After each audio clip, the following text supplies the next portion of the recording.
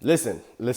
I don't know how many times us so-called conspiracy theorists have to prove shit right for people to finally get it.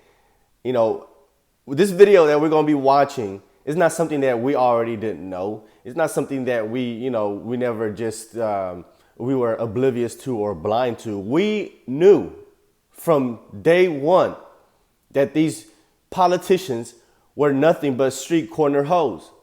You can buy them at whatever price their pimps set them out to charge. And this video is going to prove to you guys that is exactly what's going on. And we've been saying this for years, man. I've been called a conspiracy theorist since I probably was like 15. You know, my first conspiracy theory that I researched was the JFK assassination. And I've been in the rabbit hole ever since at 15 years old.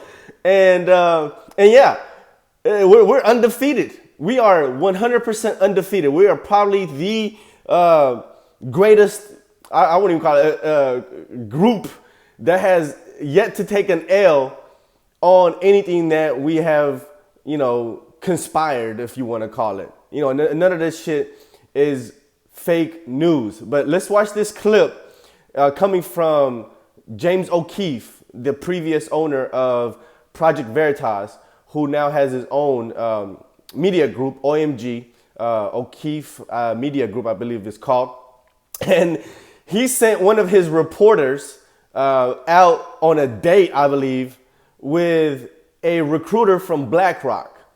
And for some reason, this guy basically just spilled the beans on their whole operation, on how they control politicians and control the markets.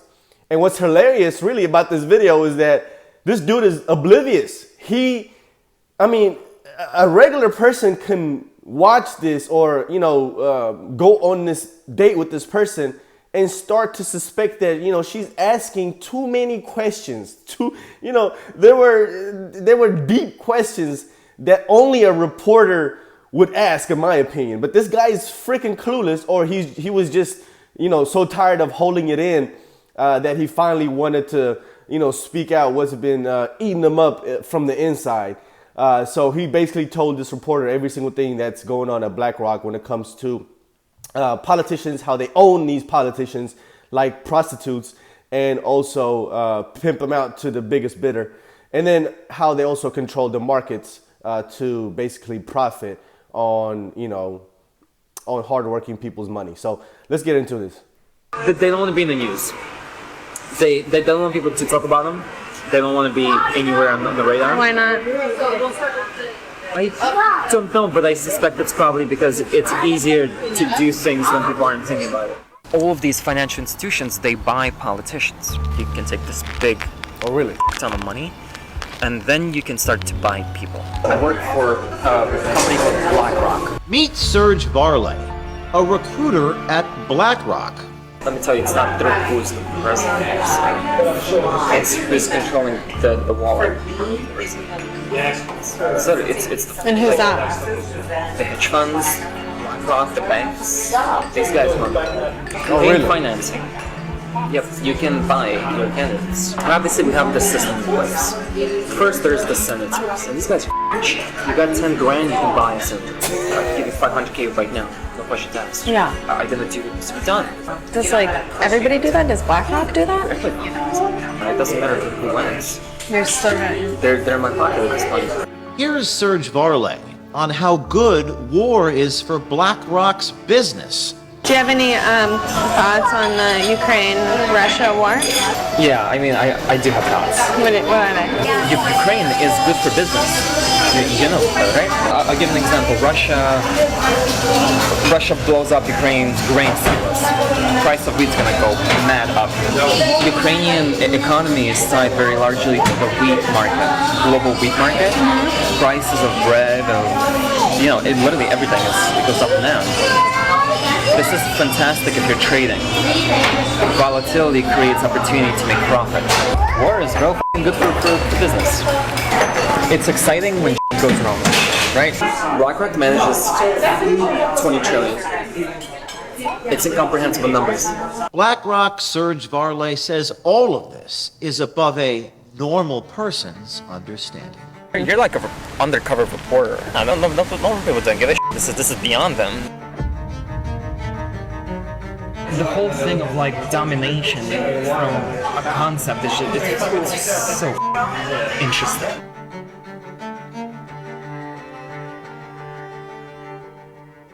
Hi, I'm James O'Keefe with OMG News. Here we are with our latest story, this time on BlackRock, one of the world's leading asset and investment managers, which owns significant shares of companies like Amazon, Microsoft, Anheuser-Busch, Meta, Target, Procter & Gamble, Comcast, CNN, Fox, and yes, Pfizer, just to name a few. At OMG, we do not shy away from exposing powerful companies, and we're not afraid of powerful people. So we decided to take a look for ourselves at the influence BlackRock has on our politics and the influence they have on our culture. So to do that, what better place to start a hidden camera investigation than into a self-described gatekeeper at BlackRock? Like, you're kind of like a fucking gatekeeper at Blackrock. Yeah, I am. I decide people's fates. Every fucking day, I literally decide how somebody's life is going to be shaped. That's so powerful. I love it. Yeah, it's I don't know, the whole thing of like domination from a concept is it's so interesting. Introducing Serge Varley, whose LinkedIn says he's worked for Morgan Stanley, Citadel, and now as a recruiter at BlackRock. I work for a company called Blackrock. I'm not actually a finance guy. I know what happens because I'm recruiting people who do these things. Mm-hmm. I'm the person who headhunts people from other firms. So I would approach you and be like, hey, this is a good reason why you should come work for us. Serge tells us who really runs the world, how they do it, and just how much it costs to buy people, like politicians. Let me tell you, it's not through who's the president. It's who's controlling the wallet. So it's the, And who's that? the hedge funds, BlackRock, the banks. China, These guys Ukraine. campaign financing. Yep, you can buy your candidates. How so? All of these financial institutions, they buy politicians. How do they run the world? You acquire stuff. You diversify, you acquire, you keep acquiring, you spend whatever you make in acquiring more. And that's How many dates did they go on? What is this? It looked like it was more than one date. They out picnicking now. They went to dinner. This dude is freaking clueless, man. He's clueless. He's stressed out. You see, he chugging that whole wine bottle. And you can tell he's probably one of those dudes that really don't get much attention from women. So he finally gets a date. And he's like, he's shocked. So he's going multiple dates back to back. And he's just pouring his freaking heart out. He's stressed the hell out. I feel sorry for this guy, man. He needs some help, man. Somebody put this dude on a self-deletion watch. He is stressed the fuck out. point your risk level is super low. Like, imagine you've invested in like Look at that 10 wine different bottle. industries, from food to drinks to like technology, right? One of them fails, it doesn't matter. You have 9 others to back you up. Risk management is inherently in just about everything, and in the finance space, it's all about it's all about the money you make. You don't let it sit. You keep using it over and over, and it Reinvest. yeah, and it exponential growth. And then once you just own a little bit of everything, is that where the control? Yeah, you own a little bit of everything, and that little bit of everything gives you so much money on a yearly basis that you can take this big ton of money, and then you can start to buy people. Obviously, we have this system in place. First, there's the senators, and these guys are cheap. You got 10 grand, you can buy a senator. It doesn't matter who wins. You're still right. They're in my pocket at this point. I can give you 500K right now, no questions asked. Yeah. I'm gonna do what needs to be done. They'd be like, yeah, of course. And why not? does everybody do that? Does BlackRock do that? The Blackrock recruiter also tells us about how the U.S. government relies on Blackrock for their economic simulation computational power. Economic simulation. They need to understand the impact of something, right? They're gonna raise the interest rate, for example. It's gonna create this cascade of various factors that people they're not sure what it's gonna do, basically. And just how f***ing great the Ukraine war is for business. Do you have any thoughts on the Ukraine-Russia war? Ukraine is good for business. You know that, right? We don't want the conflict to end. Why? We don't want the conflict to end as a country. The longer this goes on, the weaker Russia is. I'll give an example. Russia blows up Ukraine's grain silos. The price of wheat's gonna go mad up. So what are you gonna do if you're a trading firm? The moment that news hits, within a millisecond, you're gonna pump trades into whoever the wheat suppliers are, into their stocks. Within an hour or two, that stock goes up, and then you sell, and you just made, I don't know, however many mil. Why would a news channel promote a side in war? Because it's also good for business too. I mean, what's news? News, right? What does news feed on? They feed on strategy, they feed on up events. That's what people like to watch. So when it happens, it's good business. More viewers. When nothing's happening, watches news. I don't watch news. They're all pushing like the same talking point. Like you generally, when you look at news, like it's propaganda. Ukrainian economy is tied very largely to the wheat market, global wheat market. This is fantastic if you're trading. Volatility creates opportunity to make profit. War is real good for business. It's exciting when goes wrong, right? Serge also speaks on BlackRock-influenced news and even gave our journalists some tips. based on everything we know now, when they say to sell, does that mean we should buy? And so, yeah.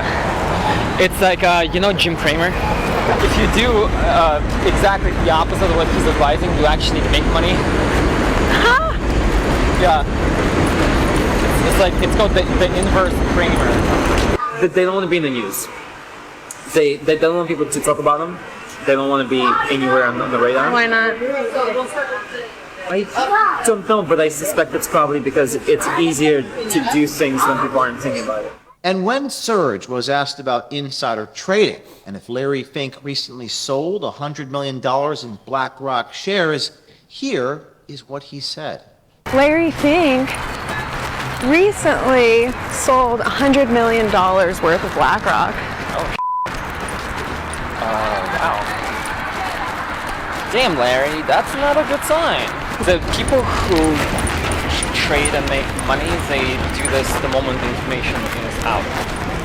And that info is typically disseminated at private levels first before it hits the mainstream. If you want to invest smart, there's a tracker that tracks all politicians and where they have their stocks.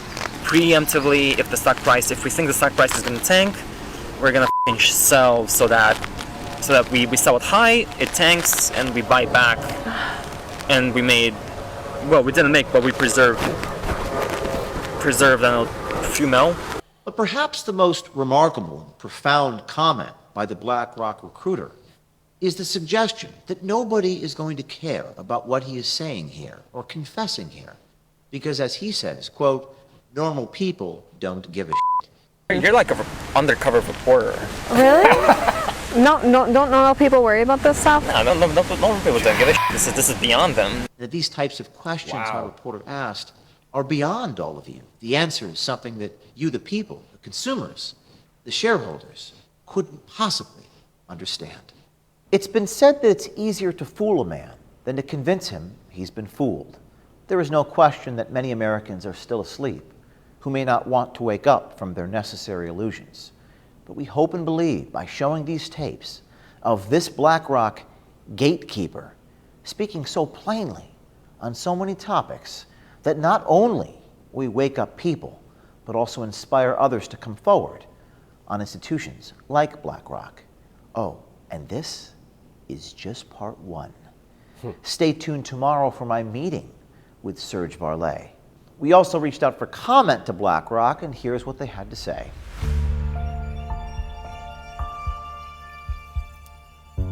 Decline to comment.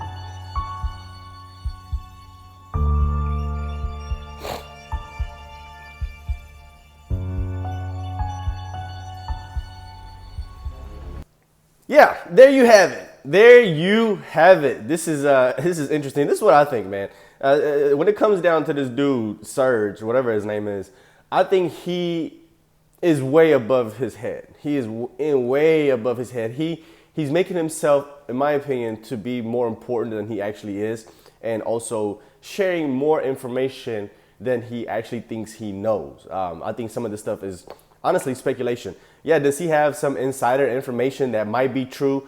Possibly, but like he said, he's not a trader. He's not in the finance side. He's literally just a recruiter. So these are probably things that were, hearsay, speculation, assumptions.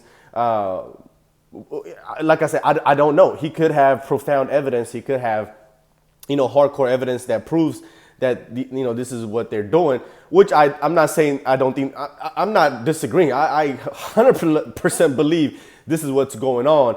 But, just like, we don't have much evidence. We just see the activities and the actions of many politicians and hedge funds, and we, put two and two together. I think that's what he's doing. I don't think he actually has actual evidence, paperwork, emails, conversations, strategies, analysis, anything like that, that he personally has had to prove these things, and also, link these politicians directly to these hedge funds. Do we know that they're doing this? Of course, we already know. We've known for a long time. But do I believe that he actually has direct evidence linking politicians to certain hedge funds and certain stocks and stuff like that? I don't know. I don't think so. I think he's just, like I said, in above his head. Probably he's just stressed out, needs some attention, some female attention. He finally got it, just spilling the bean, making himself look more important. I mean, she was stroking his ego, talking about, oh, I like this power. I like the power you have, gatekeeper, this and that. She was just stroking his ego, and he loved it, and he just kept going with it. So anyway, let me know what you guys think. I thought this was very interesting to watch and bring to you guys. Like the video down below, and if this is your first time on the channel, consider hitting the subscribe button for more content. See you on the next one. Peace.